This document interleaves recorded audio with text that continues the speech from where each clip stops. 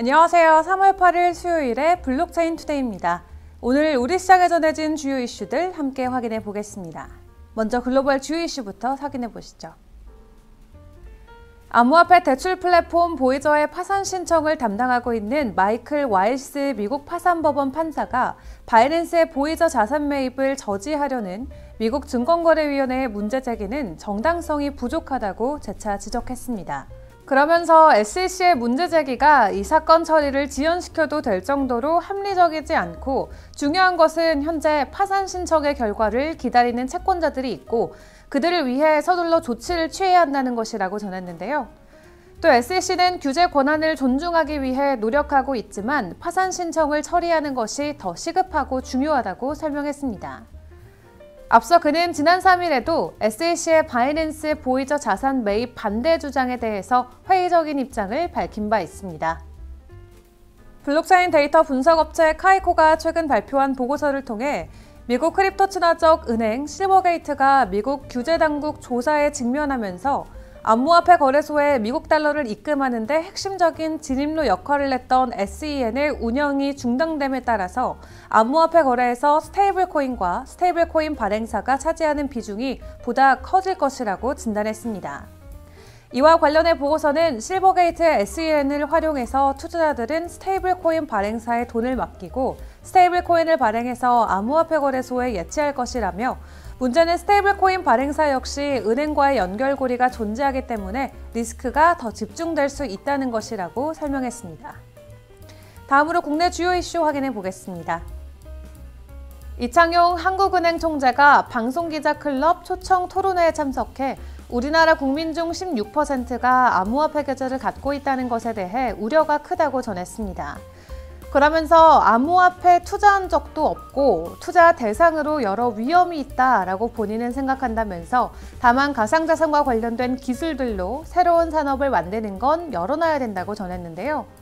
우리나라의 경우 젊은 층이 암호화폐와 관련해 여러 사업을 생각하고 대기업도 다양하게 투자를 하고 있기 때문에 암호화폐 환경에서 투기보다는 관련 사업이 발전할 수 있도록 대안을 마련해주는 게 어떻겠냐는 취지에서 중앙은행이 발행하는 암호화폐인 CBDC 발행을 적극적으로 고민하고 있다고 강조했습니다. 카카오의 블록체인 자회사 크러스트 유니버스가 원화 기반의 스테이블코인 발행을 추진합니다. 해당 스테이블코인의 이름은 코리안 원의 약자인 KRW5가 될 것으로 보여지는데요. 이 크러스트가 발행할 KRW5는 법정화폐인 한국 원화와 1대1로 가치가 연동될 예정입니다. 또 USDT와 USDC처럼 선불 지급 수단으로서의 사용성을 고려하고 있지만 정확한 가치 유지 방식과 설계 구조는 공개되지 않았는데요.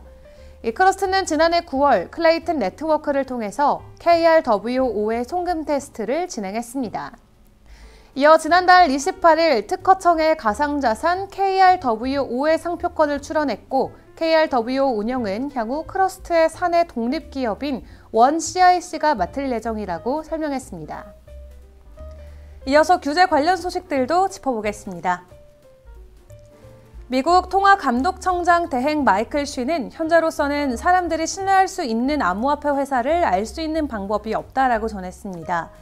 쉬는 워싱턴 DC에서 열리는 국제은행가협회 행사에 준비된 연설에서 어떤 암호화폐 기업을 신뢰할 수 있고 신뢰할 수 없는지는 본국의 통합감독기관과 같은 신뢰할 수 있는 제3자가 의미 있는 감독을 할 수 있을 때까지 알 수 없다면서 현재 통합감독 대상인 암호화폐 플랫폼은 한 곳도 없다라고 밝혔는데요. 이어 작년 FTX 사태는 1991년 BCCI 은행 사태를 떠올리게 한다면서 큰 그림을 담당하는 단일 규제기관이 없는 크로스보더 국경을 넘는 활동의 복잡한 면을 주의해야 한다고 강조했습니다. 또 금융안정위원회 같은 국제표준설정기관이 암호화폐 부문을 감독하기 위한 포괄적인 글로벌 프레임워크를 마련하고 있다고 언급했습니다. 탈중앙화 자율조직 DAO의 법적 지위를 인정하고 책임을 부여하는 내용을 골자로 한 규제법이 미국 유타주 의회에서 통과했습니다. 유타주의 블록체인 및 디지털 혁신 태스크포스의 주도로 입법된 해당 법안은 의회를 통과함에 따라 오는 2024년부터 시행될 전망인데요. 해당 법안은 다오를 규제할 수 있는 법적 정의를 내리고 과세 기준과 프로토콜 품질 보증, 법적 분쟁 발생 시 책임 소재 등의 내용을 포함한 것으로 전해졌습니다. 한편 다오 관련 규제법이 미국 주의회를 통과한 것은 이번이 처음입니다. 안녕하세요. SNS 핫 이슈의 김예림입니다. 오늘 SNS에서는 어떤 이슈들이 주목받고 있는지 살펴보겠습니다. 존 리드 스타크 전 미국 증권거래위원회 SEC 변호사가 현지 시간으로 6일 자신의 트위터에 바이낸스가 섀도우 뱅크이며 불가피한 뱅크런에 직면할 것이라고 주장하는 글을 올렸습니다. 그는 바이낸스가 미국의 규제 감독과 감사를 피하며 제한된 회계장부 제공, 중개 서비스, 보호관리, 어음, 재산권 관리 등의 일을 하는 동시에 위조화폐를 주조하는 섀도우 뱅크, 즉 그림자 은행이라고 설명했는데요. 여기서 섀도우 뱅크는 중앙은행의 규제를 피해 은행과 유사하게 자금 대출 기능을 가진 금융사를 말합니다. 스타크 전 변호사는 이어 미국의 규제 감독과 감사가 없으면 바이낸스는 제2의 FTX가 될 수도 있고 피할 수 없는 뱅크런을 맞이하게 될 것이라고 강조했습니다. 이러한 그의 지적은 최근 바이낸스가 미국 규제기관의 주요 타겟이 되면서 큰 주목을 받고 있는데요. 지난주 엘리자베스 위런을 포함한 미국 상원 의원들은 바이낸스의 위법 가능성을 제시하며 대차 대조표 열람을 요구한 상황입니다. 바이낸스가 미국 사업 운영에 자금 세탁 등 각종 위법 활동에 연계됐다는 의혹이 불거진 데 따른 일인데요. 스타크 전 변호사는 바이낸스의 뱅크런이 발생할 경우 인출이 중단돼 수많은 고객들이 예치한 자금을 찾을 수 없는 큰 피해가 발생할 수 있다고 언급했습니다. 현재 바이낸스는 대변인을 통해 미국 상원 의원들과 오해가 있는 것 같다. 현재 사법당국에 적극적으로 대응하고 있고 빠른 시일 내에 오해를 풀기 바란다고 입장을 밝힌 상태입니다. 다음으로는 스테이킹 서비스로 유명한 크라켄 관련 소식인데요. 크라켄은 지난달 미등록 증권 판매 의혹으로 SEC에게 조사를 받은 뒤 스테이킹 서비스를 중단하고 약 3천만 달러의 벌금형을 명령받았습니다. 이런 와중에 크라켄은 공식 트위터 계정을 통해 자체 은행을 출범하고 미국 고객들에게 은행 계좌를 제공할 것이라고 발표했는데요.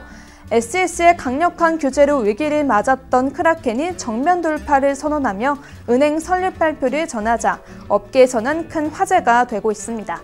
이와 관련해 마르코 산토리 크라켄 법률 총괄은 크라켄 은행은 회사의 엔진 역할을 수행할 것이라며 우리의 브랜드를 달고 암호화폐 산업에 넘치는 주문 수요를 충족시킬 것이라고 강조했습니다. 또 팟캐스트 방송에 출연해 미국 당국의 엄격한 조치는 미국의 암호화폐 투자자들을 훨씬 더 위험한 거래소로 밀어낼 수 있다며 투자자들은 최근 VPN을 통해 미국 거래소의 서비스도 쉽게 이용하고 있다고 언급했습니다. 크라켄의 정면 돌파가 고객들에게는 관심으로 작용해 암호화폐에 새 바람이 불게 될지 지켜보겠습니다. 지금까지 SNS 핫 이슈의 김예림이었습니다. 오늘 시장에 전해진 주요 소식들 함께 확인해봤습니다. 코인 개별 이슈와 차트 분석은 정오에 방영되는 블록체인 투데이 플러스에서 함께하겠습니다.